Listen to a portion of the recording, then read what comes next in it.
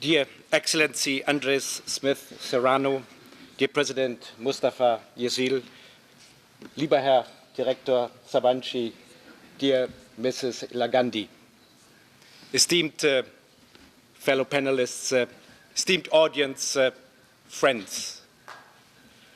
Talking about peace when everybody else seems to talk about war is a big challenge.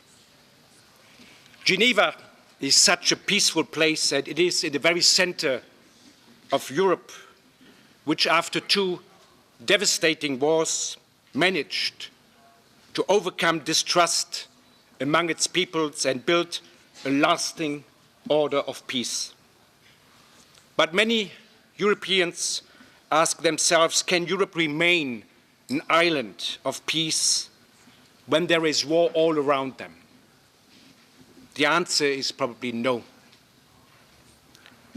Therefore, it is crucial that we stay engaged in peace building wherever there is conflict. Building peace is a constant challenge, a constant endeavor. Could there be a better place, such as a conference at the United Nations, whose principal goal is world peace? And could there be a better date as October 24, today, the United Nations Day, for this conference on mobilizing civil society for building peace?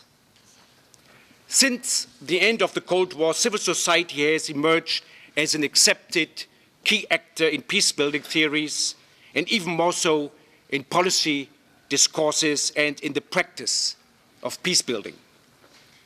One could even say that there has been a proliferation of civil society peace-building initiatives. My country, Germany, as many others, has been very active in supporting such initiatives. Sometimes I have the impression that we wanted too much, and this too quickly. In the last couple of years, we have seen a professionalization of civil society peace-building, which has created some problems. For example, when this led to sidelining indigenous, local efforts for social change and peace. This has also created, in some cases, new dependencies on outside interventions, on outside actors. One should also not forget other actors besides civil society, like local union cooperatives, associations, and also traditional and religious leaders. They all may have a role to play in peace building, and they often play a very important role. What exactly is the role of civil society in peace building?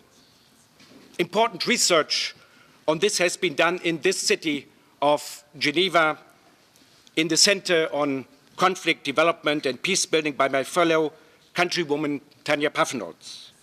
She identified seven functions for civil society in peace building. First, protection of citizens against violence from all parties. Second, monitoring of human rights violations, the implementation of peace agreements, etc. Third, advocacy for peace and human rights. Fourth, socialization to values of peace and democracy, as well as to develop the in-group identity of marginalized groups. Fifth, intergroup social cohesion by bringing people together from adversarial groups. Sixth, facilitation of dialogue on the local and national level between all sorts of actors. And seventh, service delivery to create entry points for peace building, for example, the 6 above mentioned functions.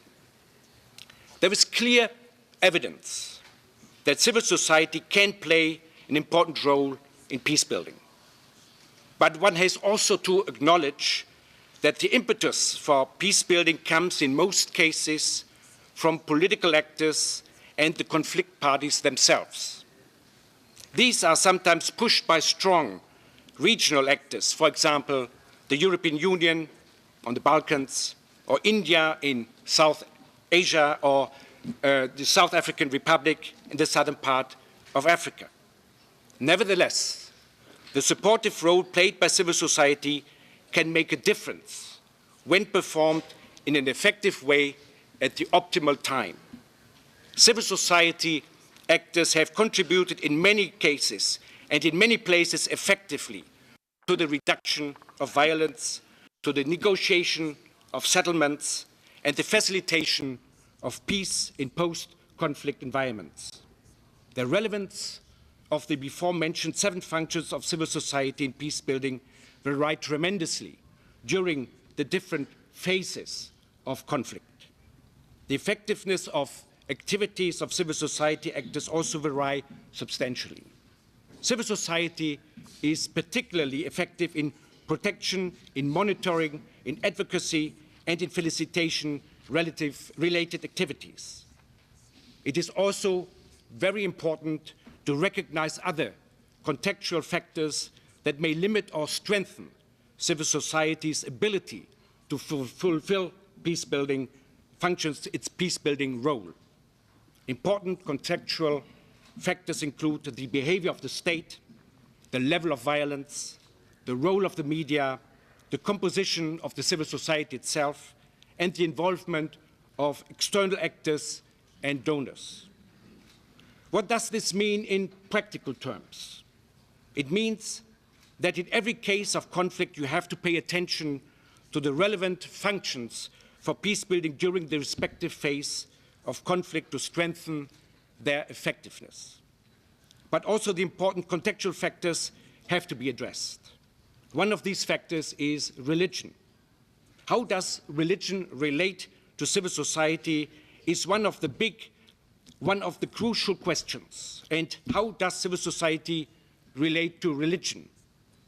And in the processes of change that are taking place so rapidly, those are very important questions. What is the much underappreciated and much understudied role of the wide range of institutions inspired by faith?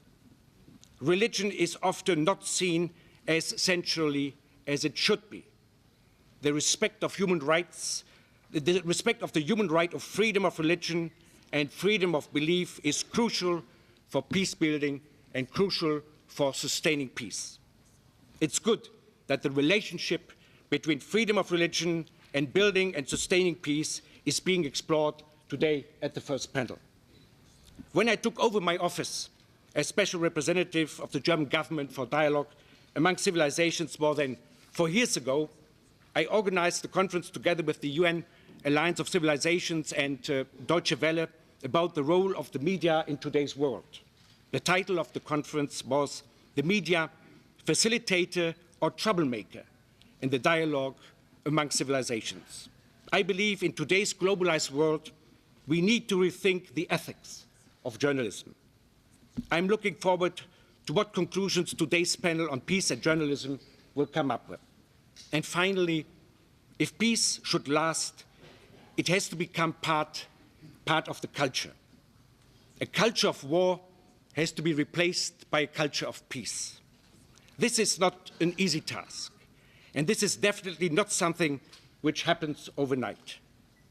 We have all seen the pictures and read the stories of child soldiers and who have learned nothing else but war, nothing else but to handle a gun, nothing else but to kill. Education is key for sustainable peace. Tolerance, respect of the other, and non-violent ways of conflict resolution should be principal issues of education on all levels, beginning in kindergarten all the way to the universities. Look at school books. How is the other portrayed there? I've seen so many, too many, school books where the differences are underlined, where the other is portrayed in very negative terms, or even with outright hatred vis-à-vis the other. I applaud the organizers that today's conference will end with a panel on education and sustaining peace. Education is key for peace. Thank you very much.